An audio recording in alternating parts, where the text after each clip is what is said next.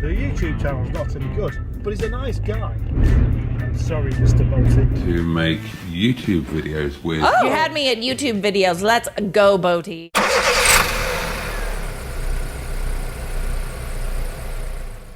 Well, hello my lovelies.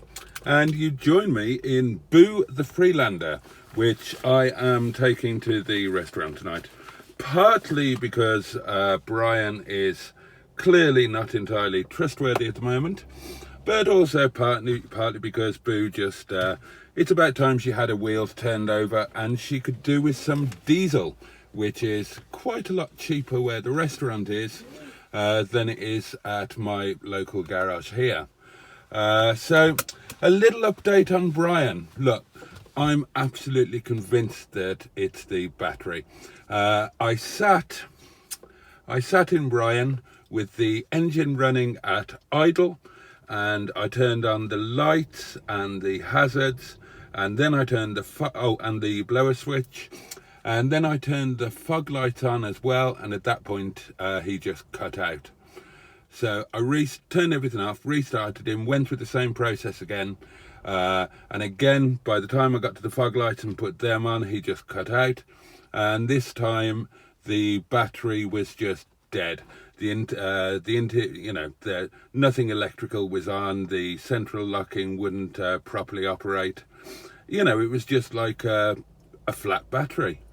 So I took the battery off, put a quick charge in it, put it back on. Everything absolutely fine. So I'm sure it's not a bad earth, because that just doesn't make sense.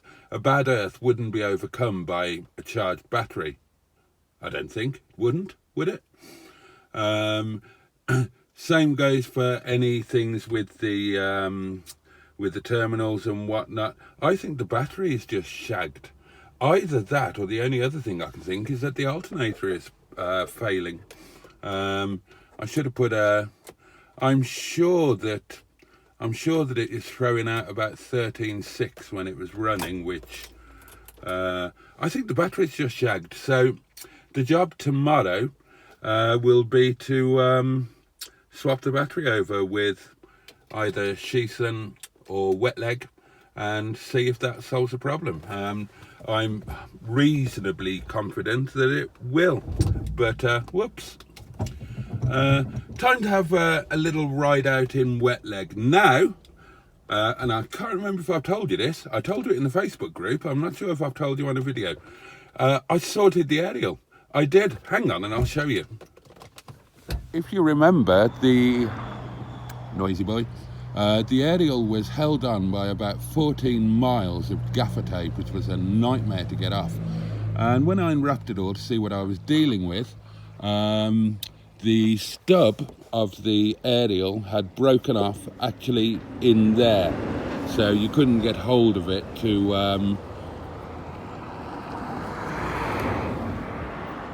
the downsides of living near the one and only main road within 100,000 miles. So the stub was broken off. Matt, the lovely _ my unpaid intern, who's worth every penny I don't pay him, helped me out with a drill and some drill bits, and very bravely I had a bash and I managed to get it out. And this is a spare aerial that I had knocking about in my tool chest. It's completely wrong, doesn't suit the car, needs the proper Rover long one, but it actually does the job perfectly well. I'm getting all stations on the wireless element of the portable onboard gramophone. So that was a jobbed, as Matt would say. I was quite proud of myself for sorting that out. Okay, well, it's time to head off and feed some people. And gosh, it's always a pleasure to drive Boo.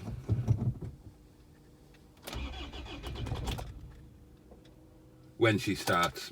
Oh, is this the immobiliser thing again? This happened before. Oh, no. She was just a little bit tardy. Oh, radio. Turn you off. Oh, by the way, it's the Furious Driving meetup this coming Sunday at the Motorist, and I will be going. So if any of you lot are going, I will see you there. But I haven't decided yet which car I should take. Obviously, it's not going to be that one. Stigbert is still buggered, but that still leaves a choice of 4. So which car do you reckon I should take for my first ever car meety-uppy showy type thing? And should I wear clean underpants?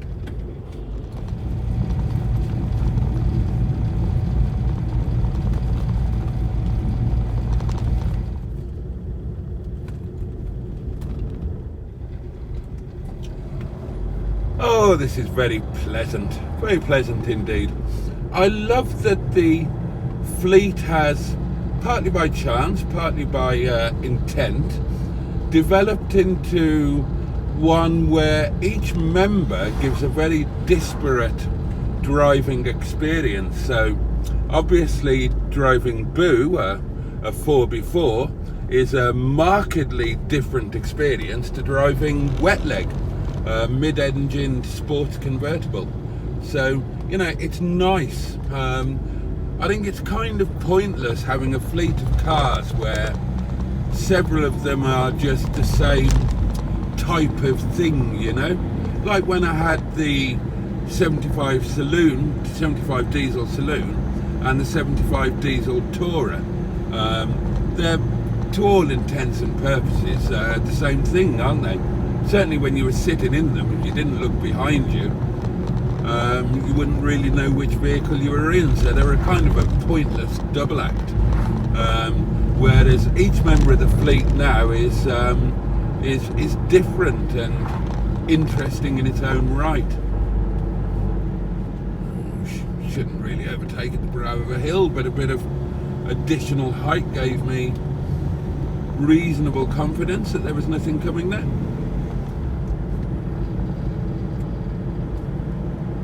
Look at that, my loves. Isn't that fabulous?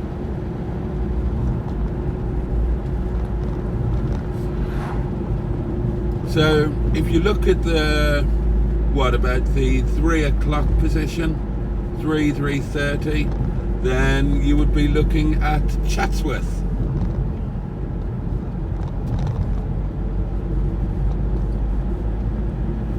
Some of you may not be familiar with exactly where I live, but I'm sure that many of you will be familiar with Chatsworth House, which is the seat of the Duke and Duchess of Devonshire, and is just down the, well, relatively speaking, just up the road from me. And you might remember last year we made a little video where we tried to make the ultimate sausage sandwich with all of the ingredients bought from the farm shop at Chatsworth House.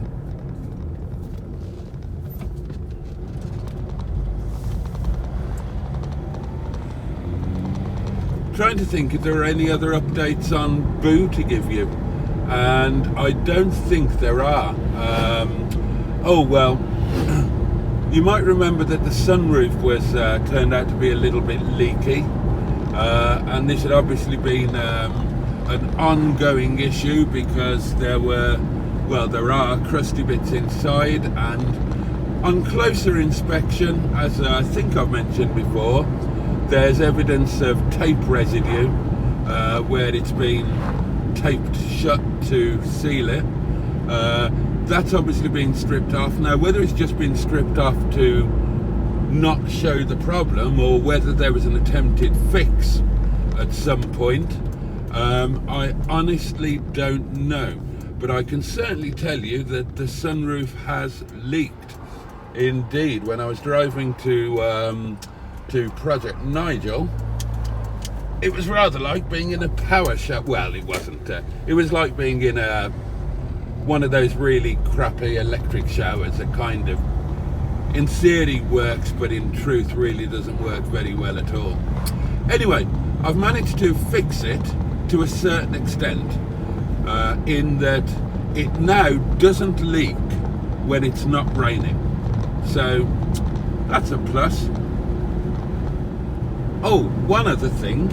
I did report, either on a video or in the Facebook group, or possibly both, that possibly connected to the sunroof leakage issue, the sunroof had partially stopped working. It was tilting, but it wouldn't slide. Anyway, it turns out that that was entirely incorrect, and I was just pressing the switch wrong. Normally, you press the switch one way and it tilts, and then you press it the other way and it slides, right? And on this one, no. You press it one way and it tilts, and then you press it, keep on pressing it that way, and it slides. And I didn't realise that I hadn't known that I'd remembered that I'd forgotten that or something, or I'm just a bit of a dick. In other news, if anybody can tell me where I can buy a windscreen mount for a portable electric telephone that doesn't shake its arse off when in a diesel vehicle, or an MGF that needs the suspension pumping up, I'd be very grateful.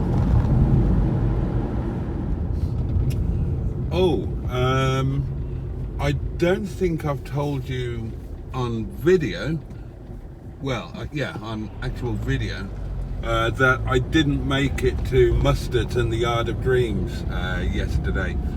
The reason being that I was too skint, couldn't afford the fuel to get there.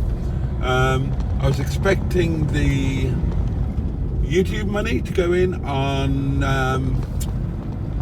Sunday night, Monday morning. Didn't happen. Went in last night, Monday night.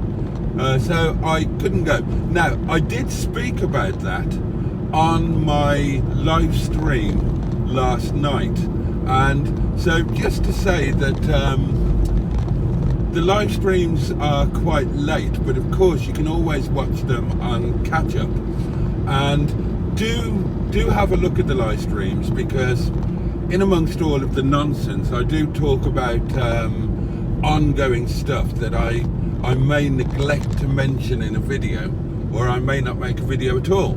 So there might be gaps where things don't make sense, but if you keep across the live streams, then everything will slot together and it will kind of make sense, or as much sense as an old man can make when he's halfway down a bottle of wine. Actually, I have a question. What the arsing hell are you supposed to do in the United Kingdom if you're poor and you need some dentistry? Now, I've been very lucky in that I've needed, well, nothing in the way of dentistry throughout my life. I've never needed a filling or anything like that. My teeth are crooked, but they didn't do anything about that because I have MH, which means that certainly back in the day there was no way they were going to risk giving me an anaesthetic for anything that wasn't life-threatening. But other than that, my teeth have always been in good nick. So even when I had money, it's just not something that I thought about. However, of late, a combination of age and a lifetime of abuse have caught up with the old gnashers, and they're in a bit of a state, you know, the old receding gums and all of that nonsense. And some of the buggers, as I'm sure many of you will have noticed, have actually taken to falling out altogether. So it occurred to me that I really ought to sign up with one of these dentist chaps so that I can get some nice dentures or whatever they fit you with these days. And I've been thinking about that for, oh God, for about a year. And today, somewhat strangely, I thought I'll actually be proactive and do something. Now, of course, as you know, I had the misfortune to be taken really very poor indeed due to the unfortunate side effects of getting divorced. But I thought, well, you know, the good old NHS, that's the way it works, isn't it? Poor people are entitled to some form of healthcare, and I thought the same would extend to the same thing would extend to dentistry. Bloody hell! You try finding a dentist that'll take you on if you're poor. And I eventually found one about 136 miles away, and they said, yes, we are accepting poor patients. However, there is a waiting list for an appointment, which seemed perfectly natural. How long? I inquired casually. 3 to 4 years, I was told. Sodding hell.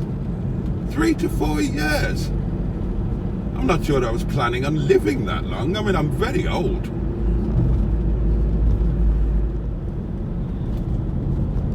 Greetings, Honourable Bridge.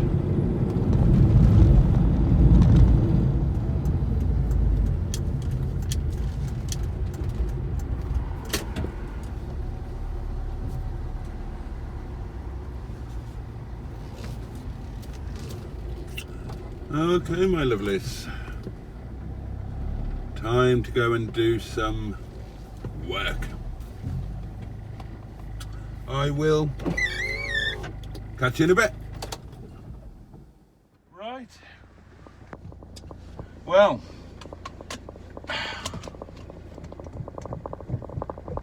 that's another night done.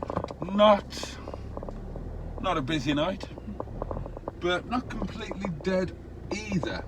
Would have been completely dead if it wasn't for 2 quite biggish parties, a 12 and an 8 in the restaurant, which kept us going. But now, time to go home.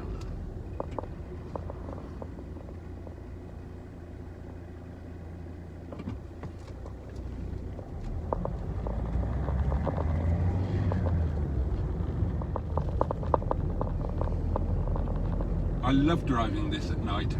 It feels all big and safe and warm and comforting, and given that I have a fleet of, oh hello, I'm being ponged.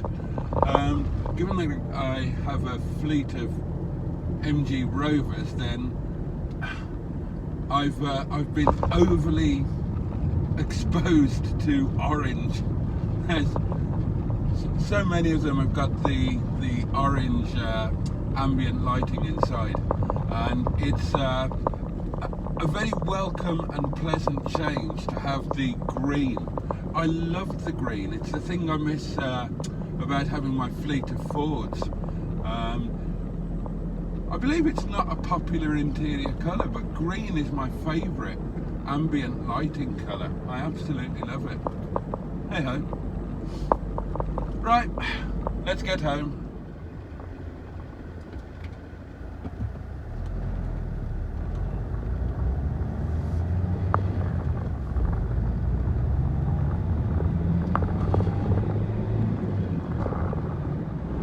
Back on the subject of Brian, there have been a few comments in the Facebook group tonight, Boaty's World on Facebook if you're not already a member, suggesting that they think that the alternator could be the culprit, failing alternator. I'm not so convinced of that, but I will do tomorrow what I should have done today, and that's to test the battery while the car is running. to see what voltage is getting to it. Obviously it needs to be 13.5 or 14 or around there if the alternator is working correctly. So that'll be one of my first jobs to do tomorrow, and if that's okay, then I'll go ahead and do a battery swap with Shison, and then we'll use Brian tomorrow night. I'll take you with me, of course, and we'll see what happens with a different battery.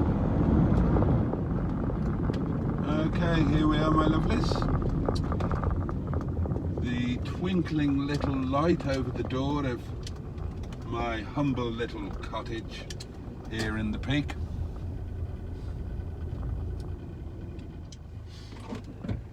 Now, I left Brian in pole position, so I'm just one step down the road, and parking here is reminding me that it might be useful at some point to find out why the parking sensors are not working. I assume one of them is a bit dodgy, and maybe we can look at replacing that. Alright, my lovelies, thank you so much for watching, and tune in again tomorrow. Have a safe and peaceful night. Catch you soon. Bye bye.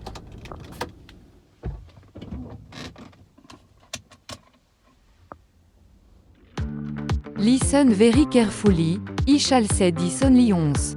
Boats would like to express his heartfelt appreciation to his amazing channel members. Allen Searle, Project MGTF, Rosé-CHPECH-KS, Chef-Daniel, The Greenwood, Typhoon Cat, Richard Mahon, Dinosaur Dad, GPSOMG, Car Crazy Norwegian, Tricia Alderman, Black Lines, Classic Wheels Wells, Sha Brown and Mickey Jeffries. Your support means the world to him, you're all fucking legends and he thanks you from the heart of his bottom.